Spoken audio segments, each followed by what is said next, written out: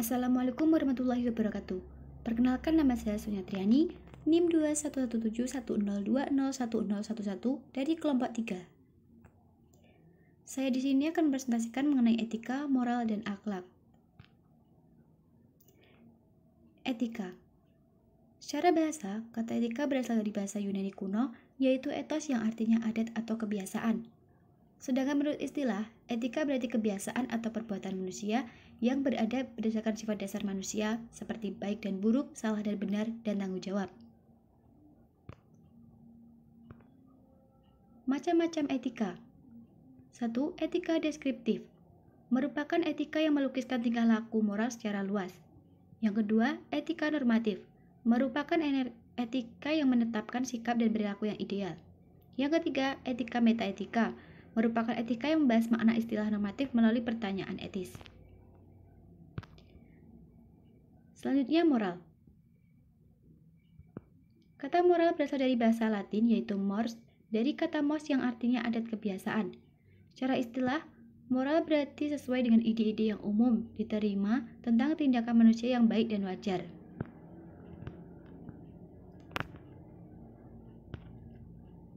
Macam-macam moral. Yang pertama, moral keagamaan adalah moral yang berdasarkan pada ajaran agama Islam.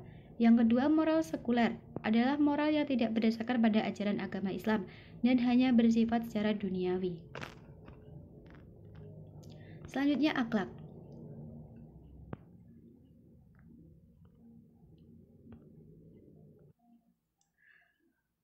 Kata akhlak berasal dari bahasa Arab akhlak. Kata tersebut mengandung segi-segi persesuaian dengan kata hal, yang berarti kejadian. Secara istilah, akhlak merupakan bentuk kepribadian seseorang yang spontan tanpa dorongan dari luar. Pembagian akhlak. Yang pertama, akhlak terpuji atau mahmudah. Akhlak ini biasa disebut dengan akhlak karimah atau akhlak mulia. Indikator akhlak mahmudah antara lain bertaubat, bersabar, bersyukur, bertawakal, ikhlas, roja, bersifat takut atau biasa disebut dengan khauf. Selanjutnya ada akhlak tercela atau mazmumah. Akhlak ini adalah akhlak yang bertentangan dengan akal dan agama. Indikator akhlak mazmumah antara lain takabur, musyrik, murtad, munafik, riya.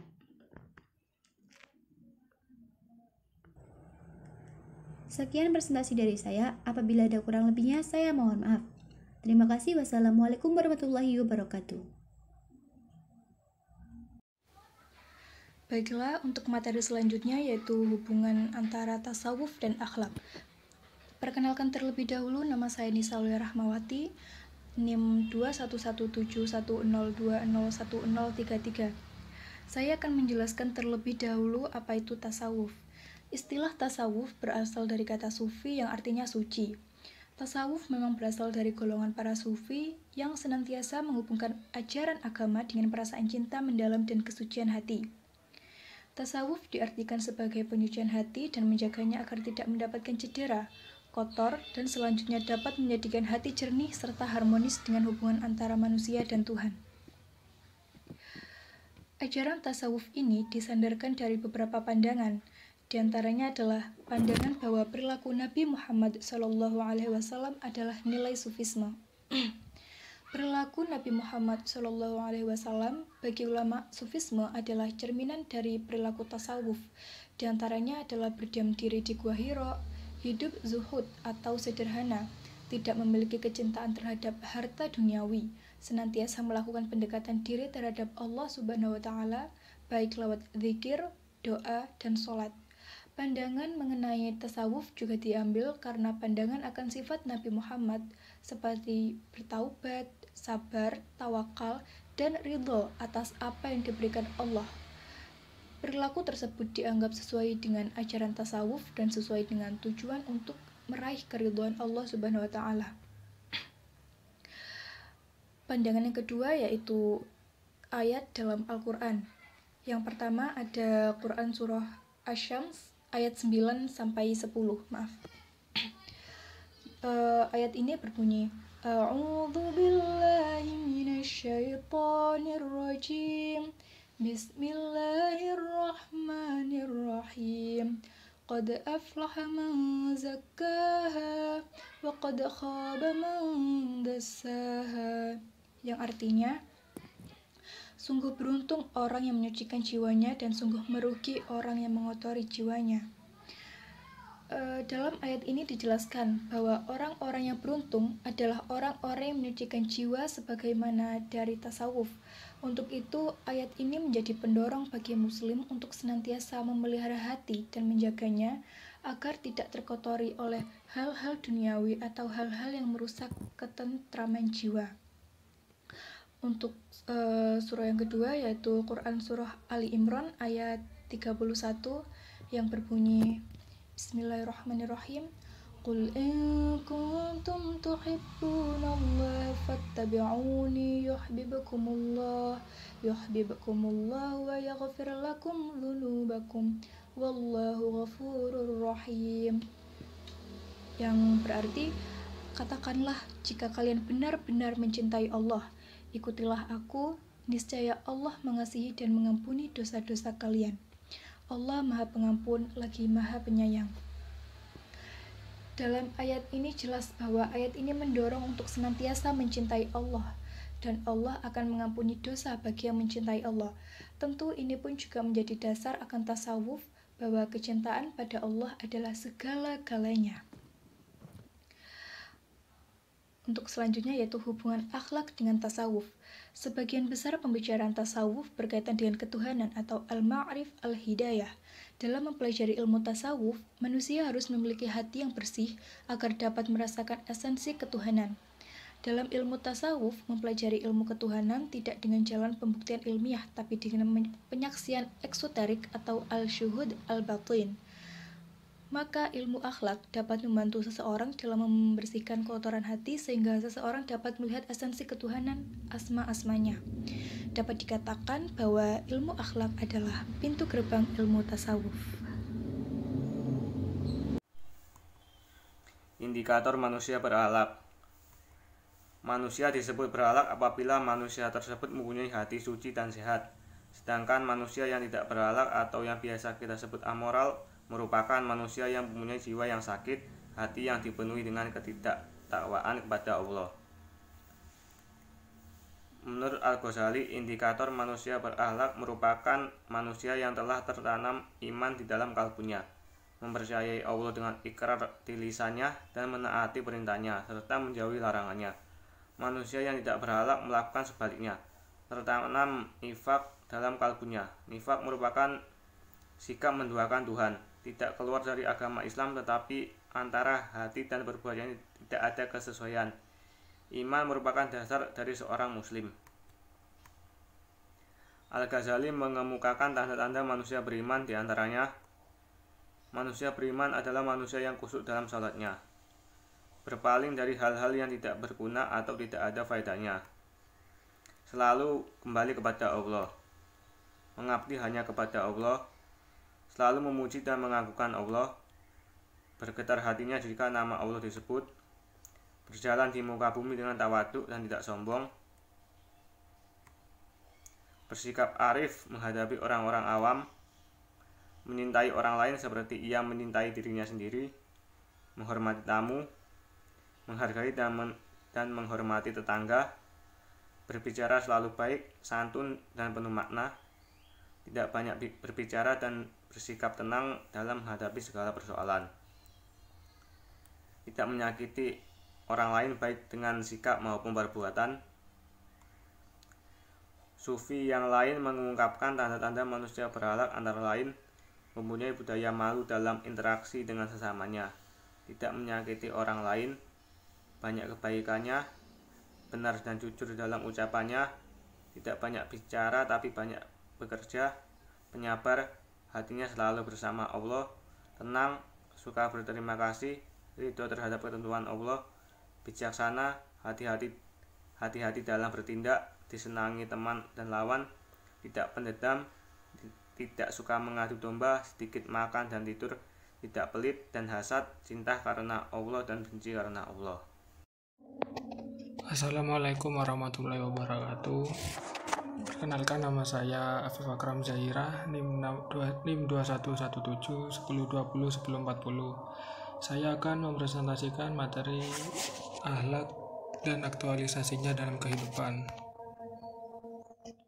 Aktualisasi akhlak adalah cara bagaimana seseorang dapat mengimplementasikan iman yang dimilikinya dengan menerapkan ajaran Islam dalam kehidupan sehari-harinya. Akhlak yang semestinya diaktualisasikan di kehidupan seorang muslim seperti berikut. Yang pertama, akhlak terhadap Allah. Contoh yang pertama, mentauhidkan Allah, yang menyatakan keesaan Allah dan beriman bahwa hanya Allah semata yang berhak disembah, tidak ada sekutu baginya. Banyak berzikir kepada Allah. Berzikir artinya mengingat Allah dengan menyebut dan memuji nama Allah. Zikir adalah salah satu kewajiban. Dengan berzikir hati menjadi tentram. Berdoa kepada Allah. Berdoa adalah inti dari ibadah. Orang-orang yang tidak mau berdoa adalah orang-orang yang sombong karena tidak mau mengakui kelemahan dirinya di hadapan Allah Subhanahu wa taala. Bertawakal hanya kepada Allah. Tawakal kepada Allah merupakan gambaran dari sikap sabar dan kerja keras yang sungguh-sungguh, dan dalam pelaksanaannya yang diharapkan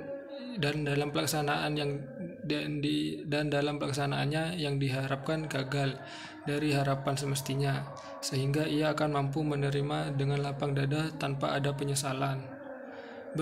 Berhusnuzon kepada Allah, berbaik sangka kepada Allah Subhanahu wa taala, karena sesungguhnya apa saja yang diberikan Allah merupakan jalan yang terbaik untuk hambanya. Yang kedua, akhlak terhadap Rasulullah. Mengikuti atau menjalankan sunnah Rasul, mengacu kepada sikap, tindakan, ucapan, dan cara Rasulullah menjalani hidupnya atau garis-garis perjuangan yang dilaksanakan oleh Rasulullah.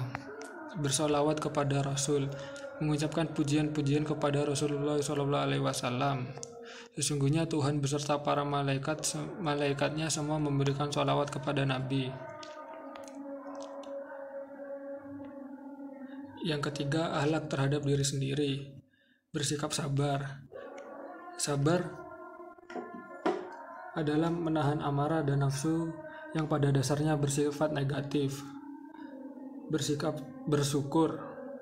Ada 3 cara yang mudah untuk mensyukuri nikmat Allah, yaitu bersyukur dengan hati yang tulus, mensyukuri dengan lisan dengan memuji Allah melalui ucapan Alhamdulillah, dan bersyukur dengan perbuatan yang dilakukan dengan menggunakan nikmat dan rahmat Allah pada jalan dan perbuatan yang diridhoinya. Sikap tawadu. Tawadu merupakan salah satu akhlak terpuji yang wajib dimiliki oleh setiap umat Islam. Orang yang tawadu adalah orang yang menyadari bahwa semua kenikmatan yang didapatnya bersumber dari Allah Subhanahu wa taala. Bertaubat. Apabila ada dari kita yang merasa telah terlalu banyak berbuat dosa dan maksiat, sebaiknya kita jangan berputus asa dari rahmat ampunan Allah, karena Allah Subhanahu wa taala memberikan kesempatan pada kita untuk bertobat. Yang keempat, akhlak terhadap sesama manusia. Merajut ukhuwah atau persaudaraan. Membina persaudaraan adalah perintah Allah yang diajarkan oleh semua agama, termasuk agama Islam. Oleh sebab itu, sudah sewajarnya jika semua elemen membangun ukhuwah dalam komunitasnya. Ta'awun atau saling tolong-menolong. Tolong-menolong menjadi sebuah keharusan, karena apapun yang kita kerjakan membutuhkan pertolongan dari orang lain. Tidak ada manusia seorang pun di muka bumi ini yang tidak membutuhkan pertolongan orang lain. Saling memaafkan kesalahan orang. Pemaaf adalah sikap suka memberi maaf terhadap kesalahan orang lain tanpa ada sedikit pun rasa benci dan dendam di hatinya. Menepati janji. Menepati janji adalah bagian dari iman, maka dari itu ingkar janji termasuk tanda kemunafikan. Yang kelima, akhlak terhadap sesama makhluk. Tafakur, berpikir. Salah satu ciri khas manusia yang membedakan dengan makhluk yang lain yaitu manusia adalah makhluk yang berpikir. Dengan kemampuan itulah manusia bisa meraih berbagai kemajuan, kemanfaatan, dan kebaikan. Memanfaatkan alam. Segala pemanfaatan manusia atas bumi ini harus dengan penuh tanggung jawab dan tidak menimbulkan kerusakan. Sebab Allah tidak menyukai orang yang berbuat kerusakan.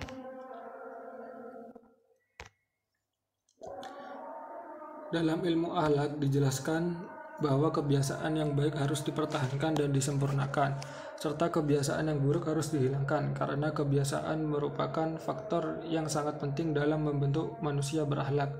Menurut Al-Ghazali, untuk mencapai akhlak yang baik ada 3 cara, yaitu yang pertama, akhlak merupakan anugerah dari rahmat Allah, yakni orang memiliki akhlak baik secara alamiah, sesuatu yang diberikan Allah kepada seseorang sejak ia dilahirkan. Yang kedua, mujahadah, selalu berusaha untuk merubah diri menjadi baik dan tetap dalam kebaikan, serta menahan diri dari sikap putus asa. Yang ketiga, riyadhah, adalah melatih diri secara spiritual untuk senantiasa berzikir mengingat kepada Allah. Sedangkan menurut Ahmad Amin, upaya mengubah kebiasaan buruk sebagaimana yang dikutip Ishaq Sholih 1990 adalah hal-hal sebagai berikut ini. Yang pertama, menyadari perbuatan buruk dan bertekad untuk meninggalkannya. Yang kedua, mencari waktu yang baik untuk mengubah kebiasaan itu untuk mewujudkan niat atau tekad semula. Yang ketiga, menghindari diri dari segala yang dapat menyebabkan kebiasaan buruk itu terulang lagi. Sekian presentasi dari saya, kurang lebihnya mohon maaf. Wassalamualaikum warahmatullahi wabarakatuh.